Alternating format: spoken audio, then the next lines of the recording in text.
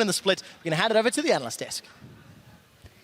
Thank you so much, QuickShot. We are joined here by Giants AD carry Audrey going Super Saiyan in more ways than just one. 11, 3, and 8 on Kalista, a 6 KDA, which is very impressive. But tell us the story of the game, because you guys had, or you at least, got a triple kill very early on, which of course sets you up. But then the Wolves managed to fight back. So how did you guys play it from that point on?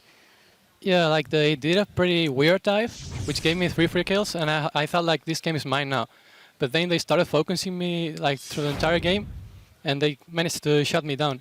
But then like in the end game teamfight, they focused Peppy a lot. They didn't put anything on me, so I was like, what is this? This is like disrespect. And I was able to do whatever I wanted in teamfight, so I was able to get like a few kills, like triple and quarter kills or whatever. Yeah, Quadra in the end, almost finished. Yeah, and it's actually your first Quadra in the LCS as a whole, so congratulations on your first Quadra. And, Thank you. You know, hopefully the first of many if you're a Giants fan. But, hope. you know, a lot of what people have talked about is how Pepinero is such a big part of your team. I think this was maybe the first game that we're really seeing you from the AD carry role take up a lot of control and carrying of the game. One thing I want to very quickly bring up is that even with the performance you put in, Pepinero was doing a massive amount of poke damage.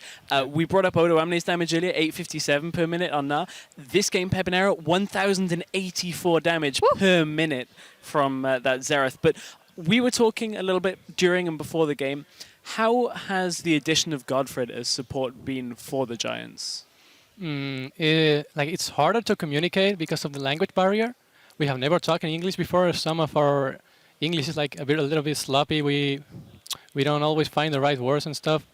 But overall, like in the bot lane, I think it has been a big improvement.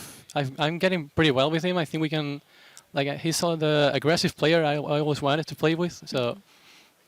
Yeah, and your English is actually really good, as we can tell here as well. So I'm sure that will only go better. Final question for you guys. I love that when we look at the features now, it was Werlup, I believe, who now says, well, you know what, we want to make it to playoffs. I love that you guys make that adaptation, because last split it was all about, you know, we want to see what's going on. Tell me your perspective on this, knowing that the league is, well, getting even more stacked now in the summer split. Yeah, it's way harder now in the summer split, but we got a lot better too. Like the major bad thing we had in the previous split is like we had no LCS experience, but now we have it. So I think we can even get to Worlds if like it's a lower chance, like 10% or something, but it's still there. So we have a big motivation to go on. Well, definitely the right mindset for you guys. Congratulations and muchas gracias. Setting up on stage as we speak are Roccat and Gambit Gaming. Stay right here. We'll be right back when they look into that matchup in just 3.5. Copenhagen Wolves taking on Giants. First blood goes to Audrey after a Ren stacks get popped. Werlup's teleported in, and this is so messy from the Copenhagen Wolves. Double kill. Now in trouble. I'm here. I'm Jarvan. Get Jarvan. Nice. I got him. No. Okay, I have ult now. I got him. One more attack him. Get him nice. Good job, guys. Good job.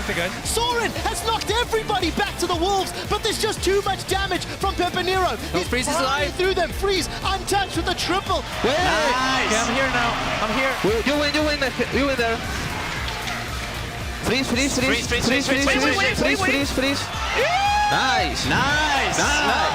Audrey is going to win the game for Giants.